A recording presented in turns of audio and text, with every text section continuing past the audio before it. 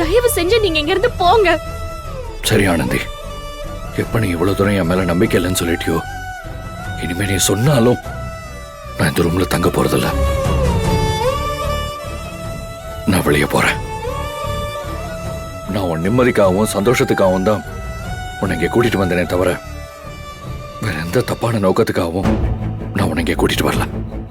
நீங்க இங்க கூட்டிட்டு வரதுனாலயோ 4 இடம் சுத்தி காமிக்கிறதாலயோ என்னோட மனநிலை மாறிடாது, என் சூழ்நிலையும் மாறாது.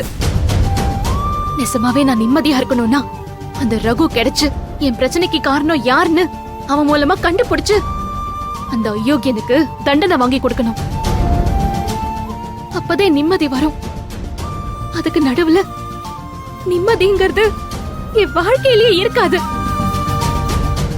ஒருவேளை அவன் கிடைச்சு அவனுக்கு நான் தண்டனை வாங்கி கொடுத்துட்டேன்னா அப்போ உங்களுக்கு பிடிச்ச ஒருத்தையா மாற நான் முயற்சி பண்றேன். அதுக்கு நடுவுல நீங்க எல்லாரும் எவ்வளவு முயற்சி பண்ணாலும் என் மனசு மாறாது.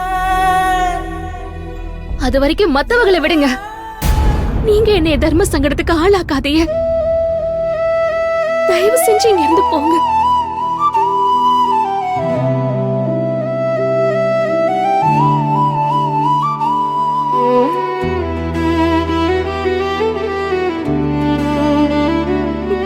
இந்த குளிர்ல உங்களை வெளியே போங்கன்னு சொல்ற அளவுக்கு ஒரு கொடுமைக்காரையா இந்த சூழ்நிலை என்னைய மாத்திருச்சு. அன்பு, என்னைய மன்னிச்சிருங்க.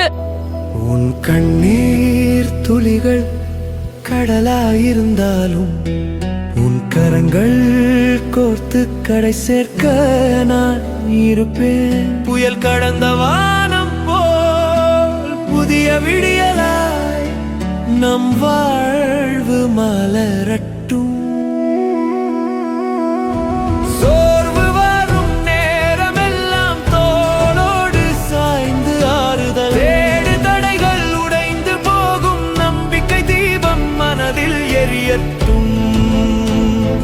வலி மறந்து வடுக்கள்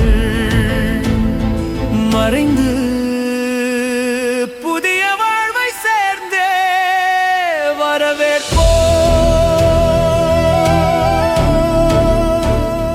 ஆனந்தி, உன் வாழ்க்கையில நீ இழந்த நம்பிக்கையும் சந்தோஷத்தையும் திருப்பி கொடுக்கறதுக்கு எவ்வளவு கஷ்டம் வந்தாலும் சரி, நான் அதை தாங்கிப்பேன். இந்த குளிர்ல எனக்கு ஒண்ணுமே இல்லை.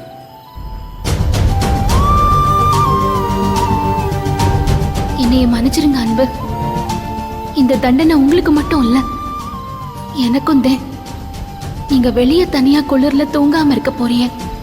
உங்களை மாதிரி ஒருத்தரை கஷ்டப்படுத்துறோமேன்னு நான் 4 செவத்துக்குள்ள தூங்காம இருக்க போறேன். இதை தவிர எனக்கு வேற வழி தெரியல. இந்த பாவியை மன்னிச்சிருங்க அன்பு.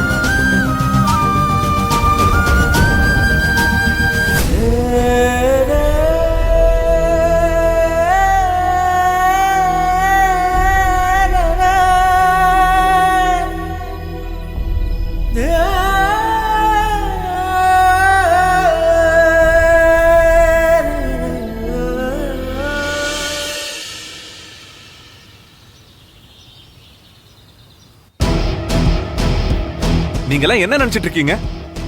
இந்த ஹனிமூன் ட்ரிப் ஏதோ உங்க 2 ஜோடிக்காக மட்டும் பிளான் பண்ணதுன்னா, நோ, இது அன்பு ஆனந்தி ஒண்ணு சேர்றதுக்காக பிளான் பண்ணது. அன்பு நைட்டு ஃபுல்லா குளிர்ல தனியா இருந்திருக்கான்.